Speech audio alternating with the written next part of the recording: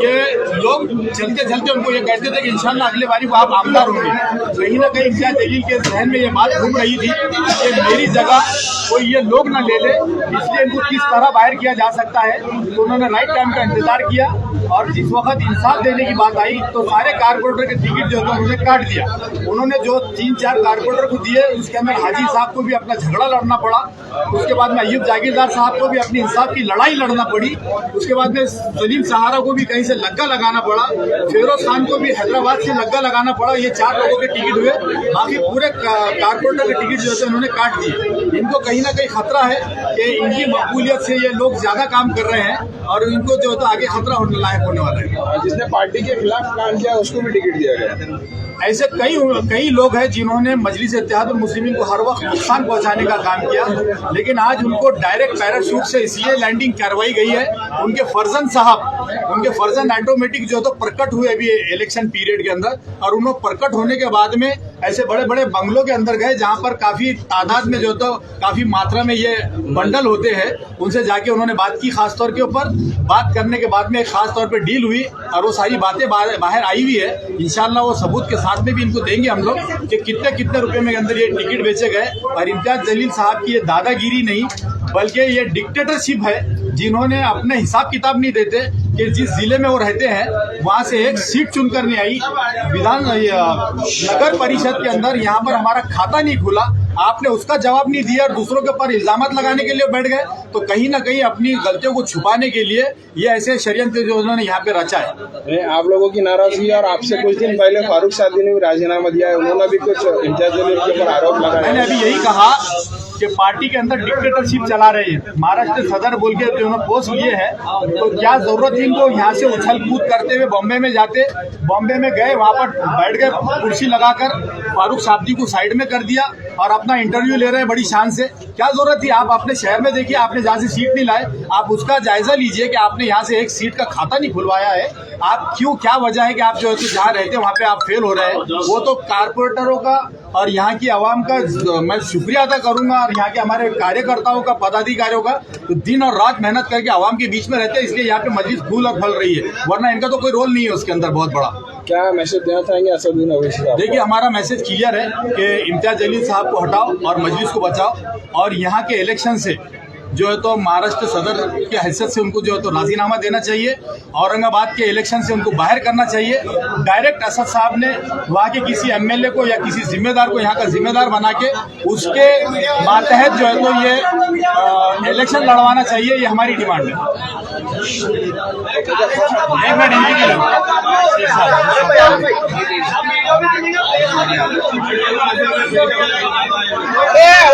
आवाज आजा इसरा भी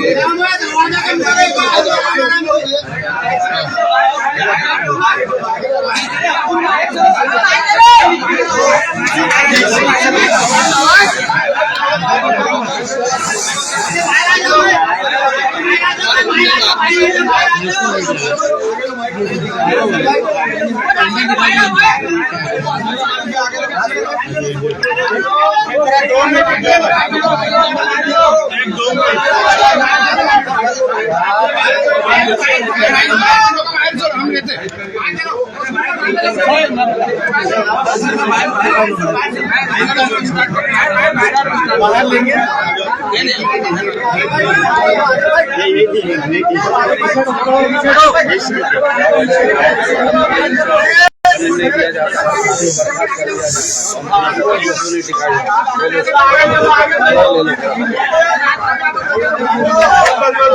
जी,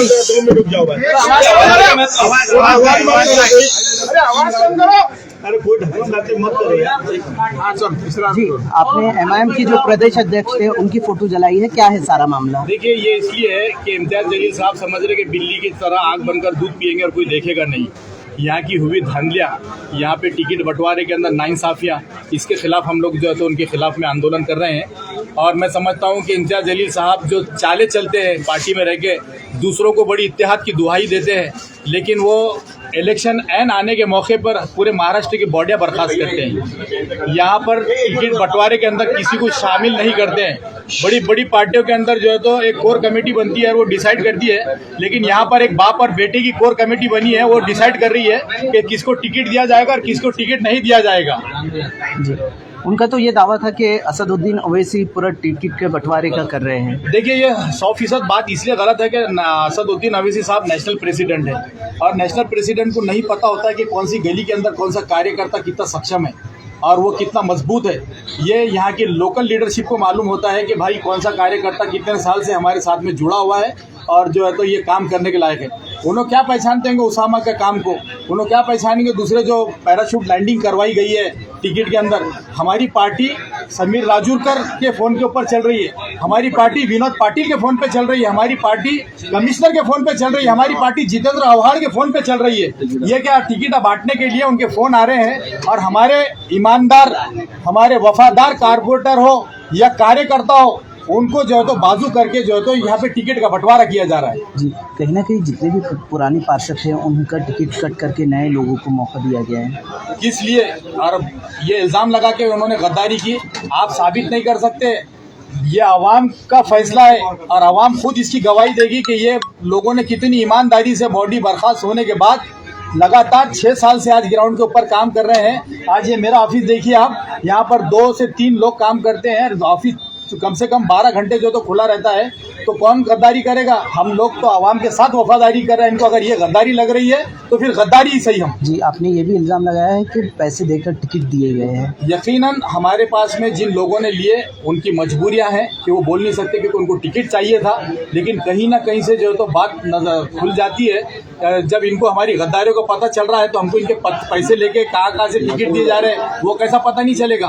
ये बताइए आप। जी, आगे का इकदाम क्या रहेंगे आप? देखिए, हमारा एक ही नारा है कि हम लोग मजलिस के थे, है और रहेंगे, लेकिन इम्तियाज जलील साहब को सदारत से भी हटाना पड़ेगा, असद साहब को, और औरंगाबाद शहर के इलेक्शन से बाहर करना पड़ेगा। यहाँ पर उन्होंने दिखना नहीं। और आज भी ये मौका है कि अगर पैराशूट लैंडिंग के जो उम्मीदवारों को बी फॉर्म दिए गए उनको सी फॉर्म देकर हमारे कट करके उनके टिकट जो है तो आज भी जो वफादार जो हमारे लोग हैं, एक कमेटी कायम की जाए। हमारे उलमाओं के आप कभी राय नहीं लेंगे, हमारे शहर के मुखलिस लोगों की राय नहीं लेंगे आप लोग, छोड़िए हटाइए, हम अगर हमारे को नहीं लिए, लेकिन आप बाप और बेटे मिलकर राय मशवरा करेंगे और पार्टी चलाएंगे तो ये चलने वाला नहीं है। जी, फारूक शाब्दी ने भी 2 मिनट ना, फारूक शाब्दी ने भी रेजिग्नेशन हुआ। देखिए, फारूक शाब्दी जब से बम्बई में गए थे उससे पहले संगठन वहाँ का बहुत कमज़ोर था, लेकिन फारूक शाब्दी साहब की तारीफ करेंगे कि उन्होंने वहाँ पर जाके संगठन में जान डाली और वो जान डालने के बाद लोगों की कतार लग गई कि यहाँ पे 100 लोग आ गए मांगने के लिए बॉम्बे जैसी सिटी से। तो कहीं ना कहीं इम्तियाज जलील साहब की आंखों में खटका कि भाई 100 लोग आ गए, अब तो काफ़ी धंधा पानी हो सकता है। तो ये यहाँ से उड़े और वहाँ चले गए। वहाँ जाकर उन्होंने खुद इंटरव्यू लिए। इंटरव्यू लेने के बाद में फारूक शाब्दी को ऐसा लगा कि भाई मेहनत करे मुर्गा और अंडा खाए फकीर। तो इसलिए उन्होंने जो है तो सोच लिया कि यहाँ डिक्टेटरशिप का राज है, यहाँ पर हमारी चल नहीं रही है। सदर साहब को ये हर वक्त गुमराह करते हैं, पता नहीं क्या उन्होंने गुट्टी पिला के रखे हैं। वो मैंने उनसे भी बात किया तो उन्होंने कहा इम्तियाज जलील साहब से बात करो, मैंने कहा उनसे सुनने को तैयार नहीं हो।